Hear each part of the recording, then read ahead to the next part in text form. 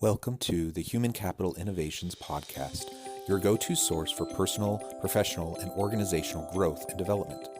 We hope you tune in often for all things people management, organizational development and change, organizational leadership, and social impact related. Maximize your personal and organizational potential with Human Capital Innovations Podcast.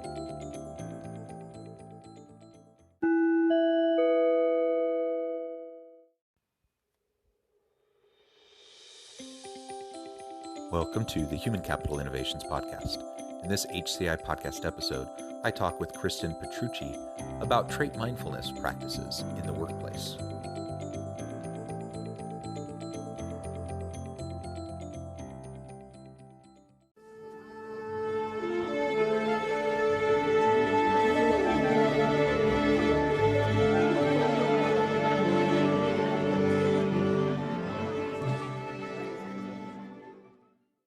Kristin Petrucci, welcome back to the Human Capital Innovations Podcast.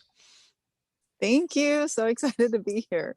Yeah, great to have you back. We first talked back over the summer when you were on an episode, and you have a lot of expertise in the areas of mindfulness practices, and so we're going to continue that conversation today, focusing today on trait mindfulness within the workplace and how to be better leaders by practicing mindfulness with ourselves and with our teams. And it was fun, Kristin. We were talking before starting the interview that after our last interview over the summer, we went our own separate ways, living our busy lives. And then all of a sudden, I end up on your doorstep where I'm picking up a used set of weights, and I didn't even realize it was you. You didn't realize it was me until we had that face-to-face encounter because we were just doing this online message board kind of selling used stuff, and it's fun when the world brings you together in that kind of a way. And all of a sudden we realized, hey, we started talking again, and we realized, hey, we should do this again and have another episode to talk about some of these topics. So it's a pleasure to have you back. It's a pleasure to have this conversation with you today. Let me share your bio with everybody so they can be reminded of who you are and what you do, and then we'll launch into the conversation. Kristin Petrucci received her postgraduate positive psychology training from the University of Utah. It helped save her life after suffering from brain trauma and damage in March of 2016. Known as the Mindset Architect, Kristin brings mindset training as a transformational speaker and virtual or live team building experience facilitator. Her main focus is to prevent burnout and increase resilience by teaching and implementing positive psychology micro practices, gratitude, wonder, and connection. She is a certified yoga instructor and currently a service provider for Impact Utah, founder of KP Speaks, owner of Buona Forchetta, Utah, co-founder of Women's Soul Summit, and author of Daily Reflections, Therapeutic Gratitude Practice Journal. You are a super busy woman. Great to have you back. I appreciate you taking the time. Before we launch into the conversation, anything else that you would like to share with listeners by way of background or personal context before we get started? Yes, I am a mother of 5. I have ages 18 to 2 years old, and I'm a single mom. So I stay very busy, and I practice, or at least I try to practice what I teach and preach. So it's definitely the way that I'm able to stay on top of everything. Yeah, wonderful. Again, thank you for coming back. And, as we were preparing for this episode, I was intrigued by this concept of trait mindfulness. It's not a term that I was previously familiar with. So maybe we can start there. What is trait mindfulness? And then we can launch into more of an open discussion about the role of trait mindfulness and how we can leverage that and mindfulness generally as leaders within our organizations, not only to help ourselves be more effective and productive and centered and grounded, but how do we help our teams do the same thing? Yes. So trait mindfulness is just a psych term for being able to pull yourself into the present at any moment of time. So you might find your mind wandering, or you're just not focused. So this ability to build your skills around trait mindfulness is being able to just, bam, pull yourself back into the present. And what are some examples of that? Well, I personally find I have been able to use trait mindfulness to heal, well, of course, Sorry about that. I just got off a TV show, so I decided to set up in my car for this interview. No problem. So I will hold my phone now. So this would be a good example to be able to not be distracted by what just happened. I would literally like close my eyes, or if I can't close my eyes, I just take in a deep breath, pull back to the center of myself like that. Just a moment of pause, and bam, I'm back in the present. You can use it at any time, but literally it's just everyone's ability to pull themselves back to the present. And I teach different micro tools as well as small little skills that help people to be able to snap themselves back into the present. But one thing is you have to be aware that you're not in the present. That's kind of the caveat. Yeah, you can't snap yourself back in if you don't even realize it's an issue, right? Absolutely. So I guess that's the next question is, why is it even important? People hear about mindfulness all the time. Anyone who's listening today has heard me talk about mindfulness on this podcast many times, with different guests. It's very important, but let's articulate the why behind it. Why is that necessary? Why do you want to snap yourself back into the present moment? What does it look like when you're not doing that? How do we know when we're not doing that? Well, for me personally, when I was suffering from high anxiety, depression, suicidal ideations back in 2016, I literally had to break those negative thought cycles with trait mindfulness. So anytime I found myself in the negative thought cycle pattern, I used my own, like snapping my fingers or pulling myself back to, I didn't have all the skills at the time, but I had learned that if I could break that negative thought cycle immediately, then I would be able to train my brain to not go into those negative thought cycles as frequently. And it worked. It took 2 weeks where I worked very hard. Like every single time I went to a negative thought, I would pull myself out. And instead of ruminating, I broke the ruminating cycle and was able to train my brain to not go there as often and not go there for as long. And it starts to become, it's an exercise. Trait mindfulness can be an exercise that you continue to practice daily.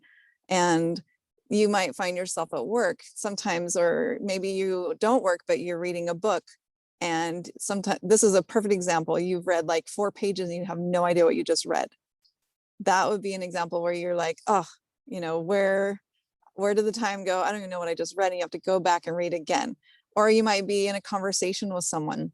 You're having a hard time paying attention to them. You're off in la la land or somewhere else thinking about something else.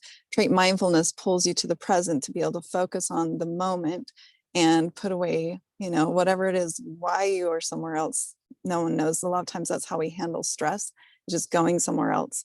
It definitely aids in presenteeism, where you're at work, where you're actually not working. A lot of times absenteeism, you choose not to even go to work because you don't want to have to face everything that you're facing.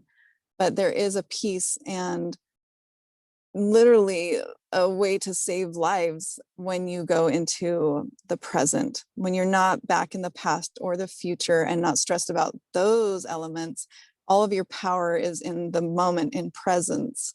When you are in that state, you're highly creative, powerfully present, and able to give your whole authentic self in that moment. Yeah, that's a great explanation. And we all have challenges with that, right? We all have good days and bad days. And the trick, it's not to say that we're not going to have hard things happen to us and that we can't spend time, that we can't have genuine, negative emotions. And sometimes we sit with those negative emotions, and we have grief, and we have pain, and we have sorrows and frustrations. But the point is not ruminating on them, right? And not continually getting sucked back into them. If you have something that creates grief, then you need to deal with that grief, and pretending like it's not there isn't going to be helpful for anybody. But you start to work through it. And then you move on, and you don't need to continue dwelling on it and going back to it over and over and over again. And so that presentism and snapping yourself into that the moment where you're at with the people you're interacting with, I think is so important. Otherwise, like you said, before you know it, you are distracted. You don't even realize it. And when you're distracted in that way, you're just missing stuff. So from a really practical standpoint, if I'm a leader or I'm working, I'm working with people at work and I'm in an important meeting and I'm not present in the moment, I'm not paying attention, I'm missing stuff. I'm missing important things that at a minimum probably will end up making me look stupid because I'm going to say something dumb or I'm going to, miss something important. But it can have much bigger negative impacts. And so as a leader, my hope is, and maybe I should also step back and say, leaders deal with a lot of anxiety and stress because they have a lot of weight on their shoulders. They have responsibility for the outcomes of their unit. They have responsibility for their people. They have people looking to them and relying on them in order, for their livelihood, to take care of themselves and their families. And that's a lot of pressure. That's a lot of weight.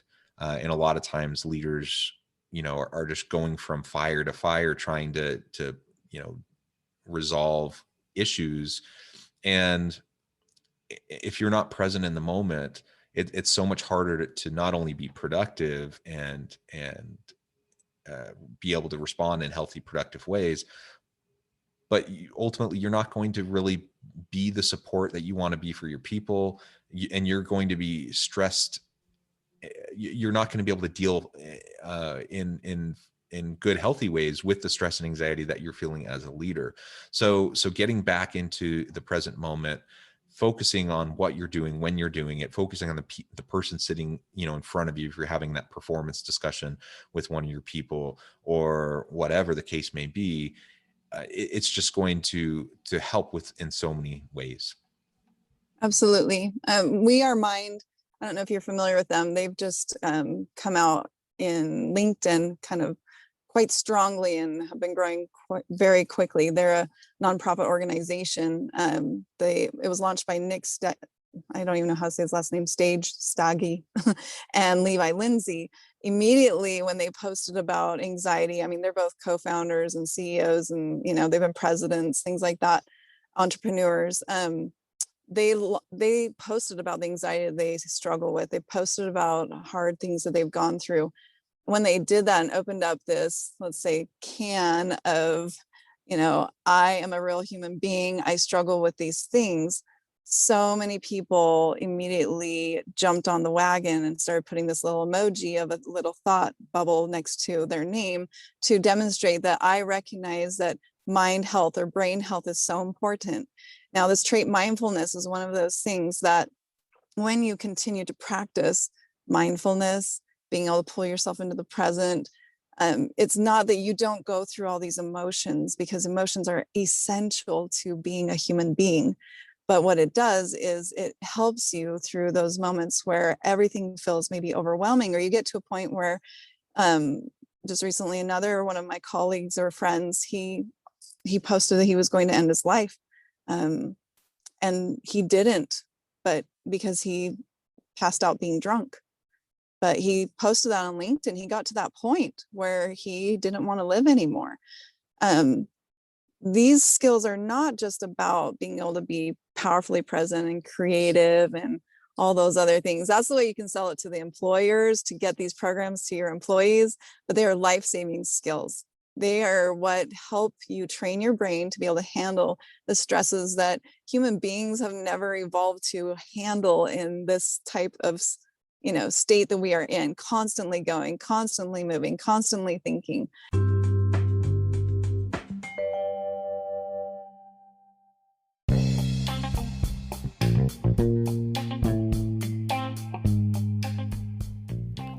I'm excited to announce the publication of my new book from HCI Press, The Alchemy of Truly Remarkable Leadership: Ordinary, Everyday Actions that Produce Extraordinary Results. Consider how the nature of work has shifted over the past 50 years. With increased globalization, rapid technological advancement, and the shift in economic composition, the average job of today looks very different than the average job of 50 years ago. What will the jobs and organizations of tomorrow look like? Moreover, what does this all mean for organizational leaders? What are the core competencies and capabilities of organizations and their leadership that are prepared for continued disruption and geopolitical and socioeconomic shifts? Regardless of what the future holds, increasingly, leaders need to be socially minded, data-driven, decisive, champions of talent, and disruptors of the traditional notions of leadership, teams, organizations, and work. The Alchemy of Truly Remarkable Leadership will help you to explore your own leadership competencies and capabilities and consider ways to apply and implement them into your workplace and personal life.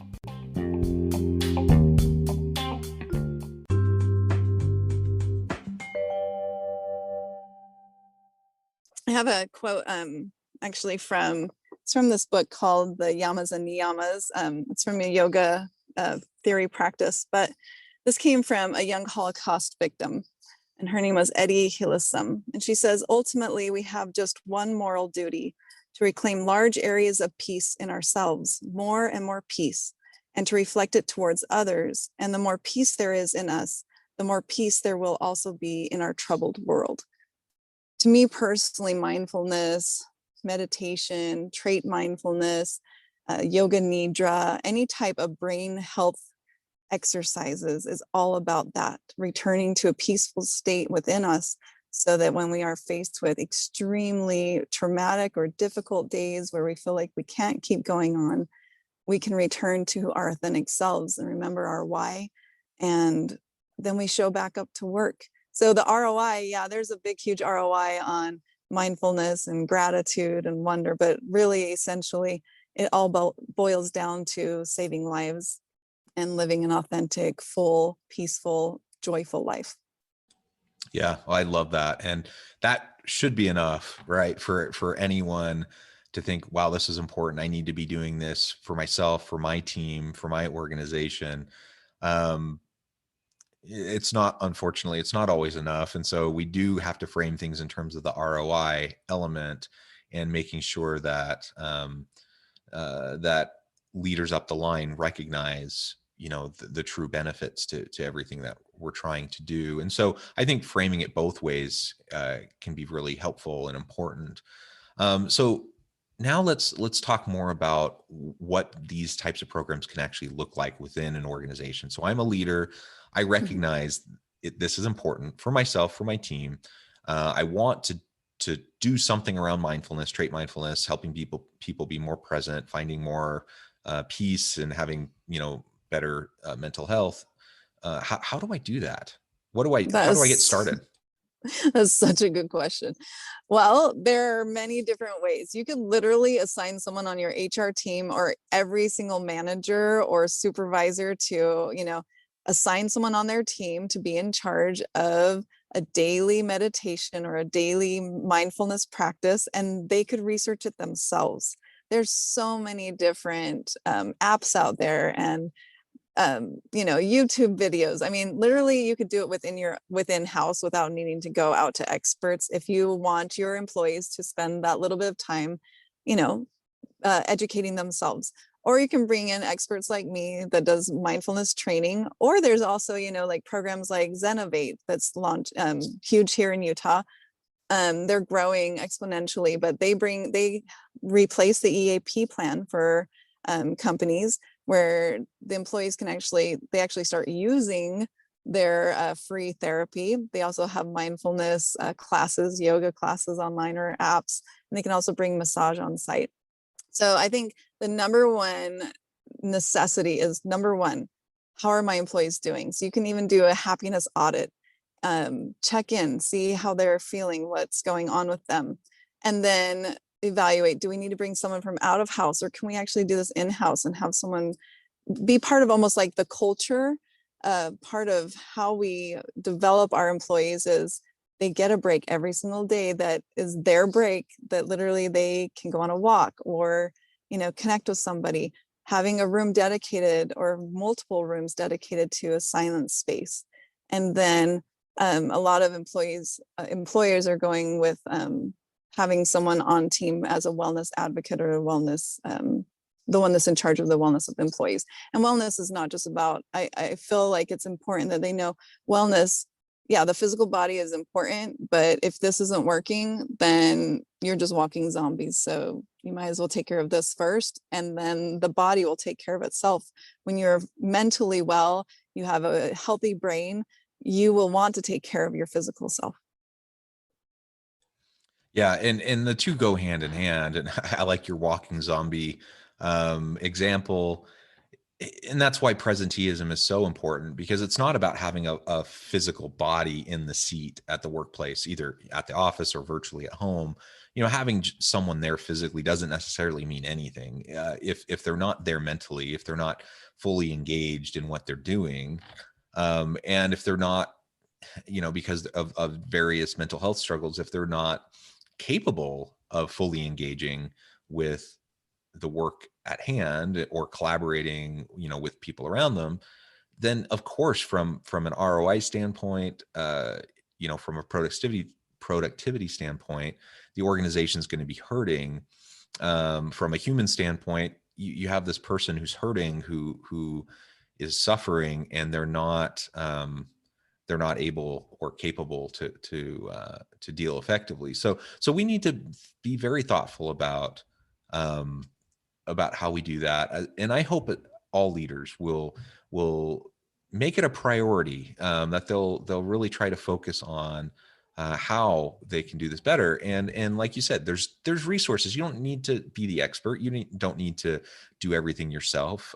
There are existing free resources. There are paid resources. There are experts like you, Kristin, or you can try to train people up in house to handle it. But I think the first most important thing is to just recognize this is an important issue. We need to pay attention to it. We need to invest in it. We need to be committed to it. And if we can do that, I think that's half the battle. And then we can start to lay out programs, practices that will reinforce the type of culture that we want, of a mindfulness and present kind of a mindset where people can be healthy both in body and mind, and bring their whole authentic and genuine selves to work, and have the support they need to do their work well. Absolutely.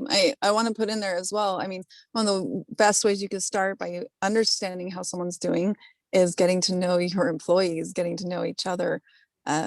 I do facilitate team building experiences, but you don't need team building experiences. It's literally going to someone's desk, telling them, thank you for doing this, such thing, being very sincere and genuine. We need you on this team. We're so glad you're here. What is it that I can do for you? Or is there something, where you feel like you could be utilized in a better way? Even giving them that type of boost can boost them up to a month sometimes. So, just that connection and the gratitude, and then you instill them with these tools to return to when necessary, when they're really struggling or finding that, this traumatic event just happened, or my brother just died, or COVID suddenly shut everything down.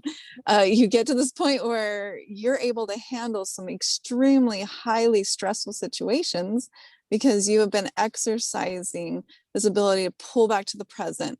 And, a few of those micro tools I teach are literally like very, very simple. You can either turn to literally snapping your fingers, tapping your leg, just making a clenched fist, and then maybe pulling in and thinking, what do I hear right now? What do I feel right now? Like texture wise, what do I see right now or smell right now? So pulling you back to your senses is one of those ways. Another way is to take 3 deep breaths, trace your feet 3 times. Where am I? I'm safe right now. Now, if you're not safe, then you should be feeling anxious and not having, getting out of that situation. But most of the time, our brains are wired to keep us safe.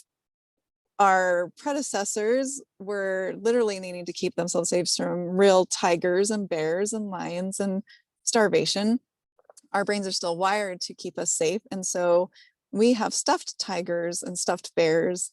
And the idea or thought that we don't have food available, but really our brain is the one that is kind of tricking us. And even just recognizing that, saying, my brain right now, or my mind is feeling really anxious. My mind is feeling very stressed out.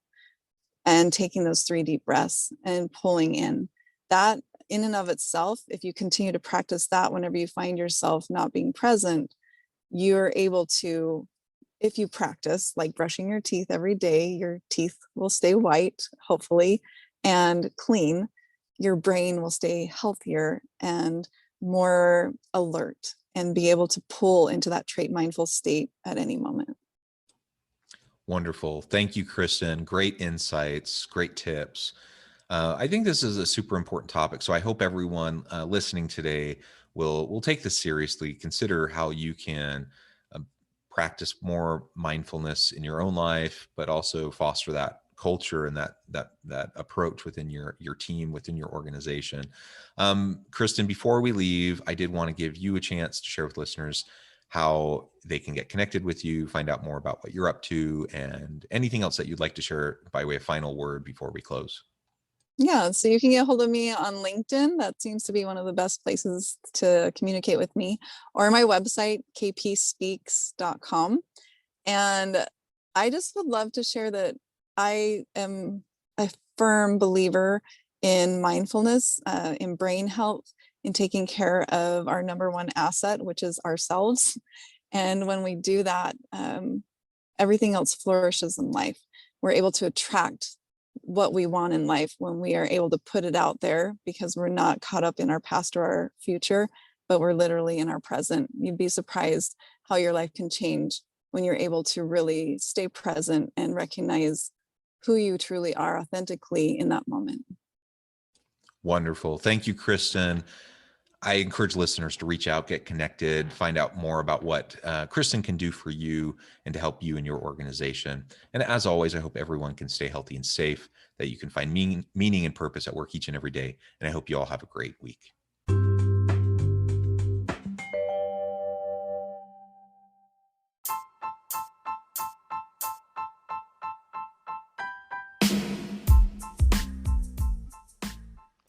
We are excited about the launch of HCI's new magazine, Human Capital Leadership. Human Capital Leadership is a free, interactive e-magazine designed to help individuals, leaders, and organizations find innovative approaches to maximize their human capital potential. We will be publishing issues quarterly in August, November, February, and May. Check out the first issue and let us know what you think.